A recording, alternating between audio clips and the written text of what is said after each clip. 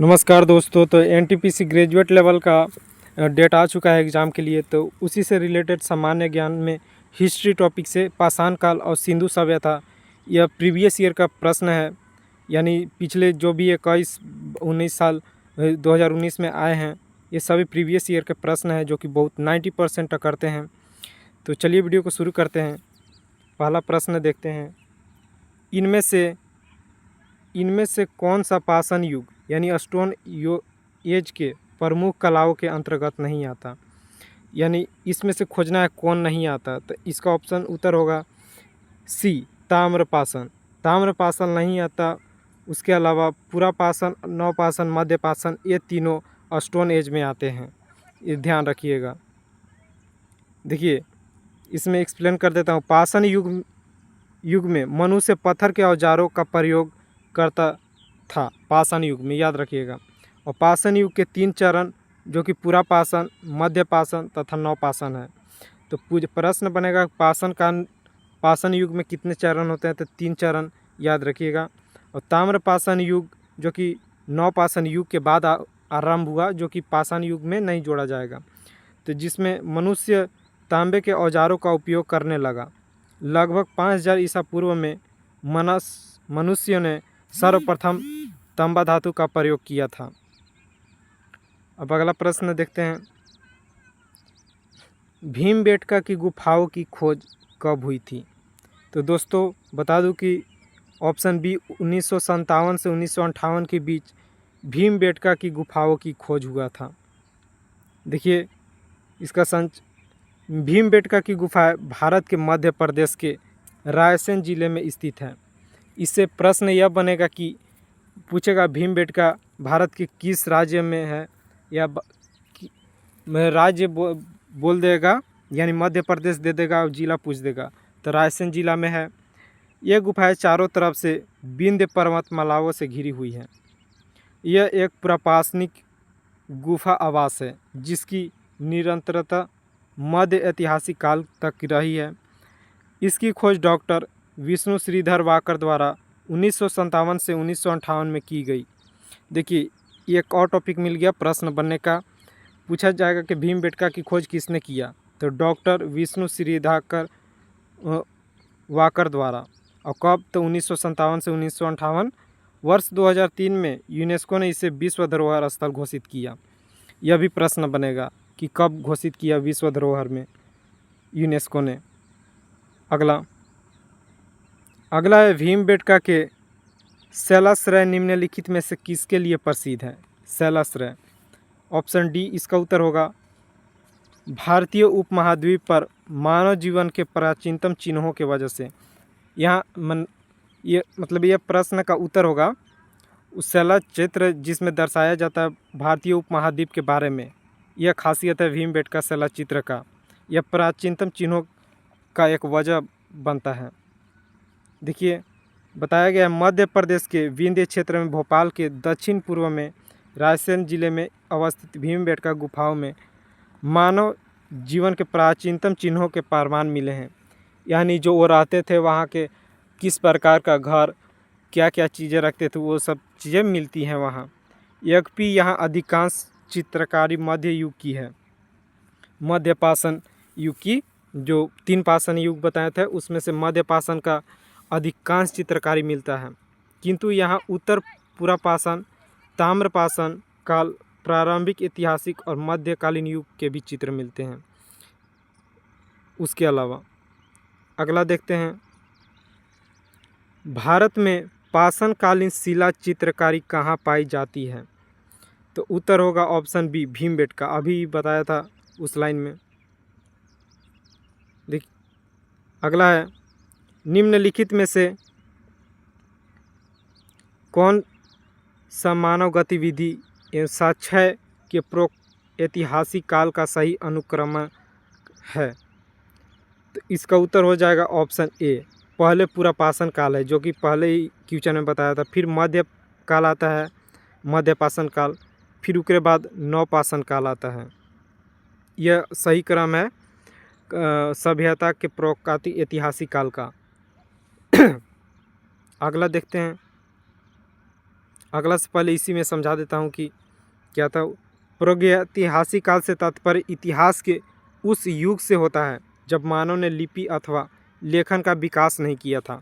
यानी उसमें लिखना उखना कुछ नहीं हुआ था, लेखन लिपि कुछ नहीं था तब का, और उसका जीवन पत्थरों के इर्द गिर्द सीमित था, इसलिए इसे पाषाण काल भी कहते हैं। इसे पाषाण काल अथवा प्रागैतिहासिक काल को 3 भागों में बांटकर देखा जाता है, जिसे पूरा पाषाण काल, मध्य पाषाण काल, फिर नवपाषाण काल।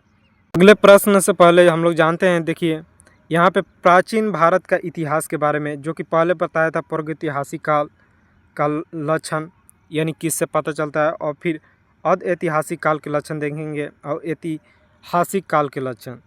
तो प्रागैतिहासिक काल के लक्षण में आ जाता है लिखित साक्ष्य उपलब्ध नहीं था, इसमें पुरातत्व साक्ष्य उपलब्ध था।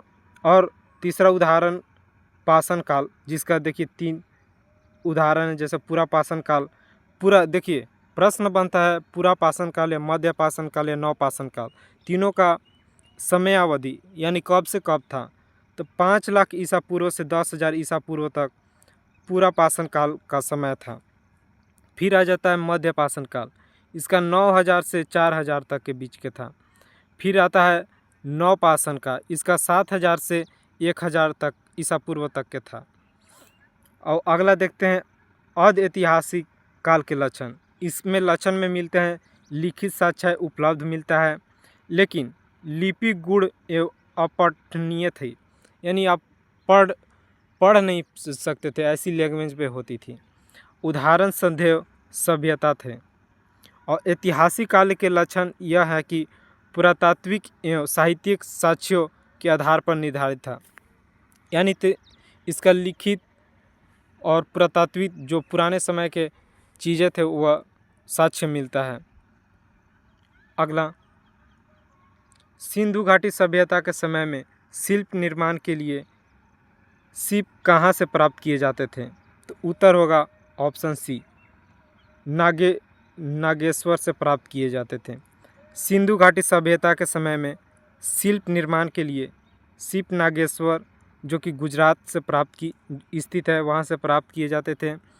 इस सभ्यता के विभिन्न स्थलों के कला के जो रूप प्राप्त हुए हैं उनमें मुहरे, मिट्टी के बर्तन, आभूषण, पकी हुई मिट्टी की मूर्तियाँ शामिल हैं। अगला देखते हैं सिंधु घाटी सभ्यता का निम्न में से कौन सा स्थल? पंजाब, जो कि भारत में स्थित है। पंजाब एक पाकिस्तान में भी है, एक भारत में भी है। तो भारत वाले पंजाब में कौन सा सभ्यता स्थित है? तो ऑप्शन डी इसका सही उत्तर होगा, रोपड़। देखिए सिंधु घाटी सभ्यता स्थल रोपड़ की खोज 1950 ईस्वी में बीबी लाल के द्वारा की गई। यह स्थल पंजाब के रोपड़ जिला में सतलज नदी के तट पर यहाँ से मनुष्य के साथ पालतू कुत्ते दफनाए जाने का साक्ष्य प्राप्त हुआ है। तो प्रश्न बनेगा मनुष्य के साथ कुत्ते दफनाए जाने का साक्ष्य कहाँ मिला? तो सिंधु घाटी सभ्यता का, जो कि रोपड़ में पंजाब में मिलता है।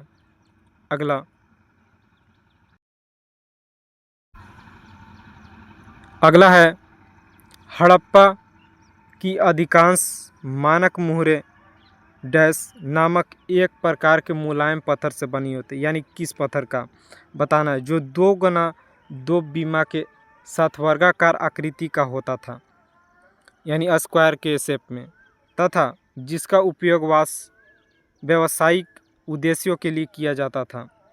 तो उत्तर हो जाएगा इसका ऑप्शन सी, असिएटाइट नामक एक प्रकार का मुलायम पत्थर होता था जो 2x2 स्क्वायर शेप का होता था। आगे बताता हूँ। देखिए हड़प्पा की अधिकांश मुहरों को सेल खड़ी, जिसे असिएटाइट से बनाया जाता था, जो एक प्रकार का नरम पत्थर है। इसके अतिरिक्त कांचली मिट्टी, चर्ट, गोमेट मिट्टी आदि की बनी मुहरें भी हैं। मानक मुहर 2x2 आयाम के साथ चौकोर होती थी। इन मुहरों पर गणितीय चित्र होते थे जिनका उपयोग शैक्षिक उद्देश्यों के लिए किया जाता था।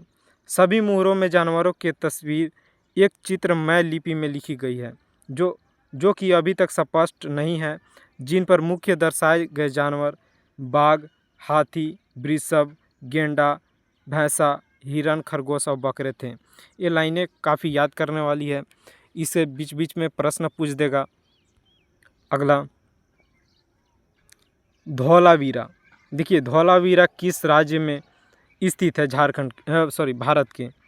तो उत्तर होगा ऑप्शन ए गुजरात। गुजरात, पंजाब, यही सब राज्य जो कि स्थलों से ज़्यादा जुड़े हैं। तो धौलावीरा गुजरात में स्थित है। देखिए धौलावीरा गुजरात के कच्छ जिले के भचाऊ तालुका में स्थित पुरातात्विक स्थल है। दोस्तों प्रश्न एक ये भी है कि भारत का सबसे बड़ा ज़िला कौन है? तो कच्छ ही, जो कि गुजरात का कच्छ ज़िला भारत का सबसे बड़ा ज़िला है भारत में। देखिए आगे, इस स्थल की खोज 1986 में गणपति जोशी द्वारा की गई थी। तो धौलावीरा स्थल का खोज जगपति जोशी द्वारा किया गया था, याद रखिए। यहाँ पाए गए कलाकृतियों में टेराकोटा, मिट्टी के बर्तन, मोती, सोने एवं तांबे के गहने, जानवरों की मूर्तियाँ, उपकरण, कलश इत्यादि। जुलाई 2021 में यूनेस्को ने धौलावीरा को भारत के 40वें विश्व धरोहर स्थल के रूप में घोषित किया। इस प्रतिष्ठित सूची में शामिल होने वाले सिंधु सभ्यता का भारत का यह पहला स्थल है। देखिए सिंधु सभ्यता का जो स्थल है, सभी स्थल, उसमें से धौलावीरा शामिल होने वाला यूनेस्को में पहला स्थल है, याद रखिएगा। अगला है धौलावीरा एक पुरातात्विक स्थल है, किस समयावधि में जुड़ी हुई है? तो उत्तर होगा ऑप्शन सी, सिंधु घाटी सभ्यता से यह जुड़ा हुआ है धौलावीरा, जो कि पिछले ही प्रश्न में था। अगला, माइक ऑफ हो जा रहा है। अगला है मोहनजोदड़ो में पाया गया विशाल स्नानगृह यानी द ग्रेट बाथ एक विशाल था, यानी क्या चीज़ था विशाल स्नान? तो वह था ऑप्शन डी आयताकार टैंकर, जो कि विशाल स्नानगृह यानी नहाने का स्नानगृह था, बहुत बड़ा।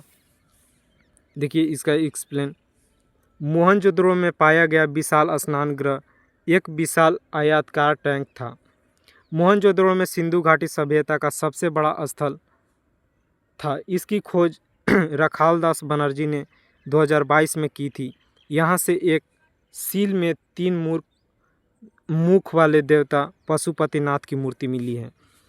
प्रश्न ज़्यादा बनता है कि 3 मुख वाले देवता यानी पशुपतिनाथ की मूर्ति कहाँ से पाया जाता है? तो मिला था तो मोहनजोदड़ो में। अगला प्रश्न देखते हैं। अगला है वर्ष 1920 से 21 के बीच के आसपास किस नदी के किनारे खुदाई के दौरान हड़प्पा शहर मिला? तो उत्तर हो जाएगा ऑप्शन डी, रावी नदी मिला था हड़प्पा शहर। सॉरी गलत बोल दिया, हड़प्पा शहर रावी नदी के किनारे मिला था 1920 से 1921 के आसपास खुदाई के दौरान हड़प्पा शहर मिला था रावी नदी के आसपास। एक्सप्लेन कर देता हूँ। हड़प्पा शहर सिंधु सभ्यता का एक शहर है जो पाकिस्तान के मोंटगोमरी ज़िले में रावी नदी के तट पर वर्ष 1920 से 21 में खुदाई के दौरान मिला था। इसके उत्खनन दयाराम साहनी एवं माधव स्वरूप दत्त थे खुदाई करने वाले। अगला है सिंधु घाटी सभ्यता के किस शहर का शाब्दिक अर्थ मृतकों का टीला है? तो उत्तर होगा मोहनजोदड़ो। यह प्रश्न बहुत रिपीट होता है कि मृतकों का टीला किसे कहा जाता है, डायरेक्ट पूछ देगा, तो मोहनजोदड़ो। देखिए एक्सप्लेन करता हूँ। मोहनजोदड़ो का सिंधी भाषा में अर्थ है मृतकों का टीला, यानी इसका सिंध भाषा मृतकों का टीला है मोहनजोदड़ो का। यह दुनिया का सबसे पुराना नियोजित और उत्कृष्ट शहर माना जाता है। यह सिंधु घाटी सभ्यता का सबसे परिपक्व शहर है जो सिंधु नदी के दाएं किनारे लरकाना ज़िले में स्थित। इसकी खोज रखालदास बनर्जी करते हैं। इन्हें 1922 में किया था, रखालदास बनर्जी ने किया था खोज। मोहनजोदड़ो का पीछे भी बताया था। अगला, मोहनजोदड़ो शब्द का शाब्दिक अर्थ क्या है? देखिए ये पीछे ही बताया, अभी तुरंत जस्ट बताया, मृतकों का टीला, मोहनजोदड़ो का शाब्दिक अर्थ। अगला, मोहनजोदड़ो कहाँ स्थित है? तो मोहनजोदड़ो जो कि सिंध में, पीछे ही बताया था, जो कि सिंध, इस मोहनजोदड़ो का मतलब अर्थ भी निकलता है जो सिंध भाषा में मृतकों का टीला, तो सिंध में स्थित है, जो कि सिंध फिलहाल पाकिस्तान में। मोहनजोदड़ो का सिंध भाषा में अर्थ मृतकों का टीला, यह सिंध पाकिस्तान के लारकाना ज़िले में सिंधु नदी के तट पर स्थित है।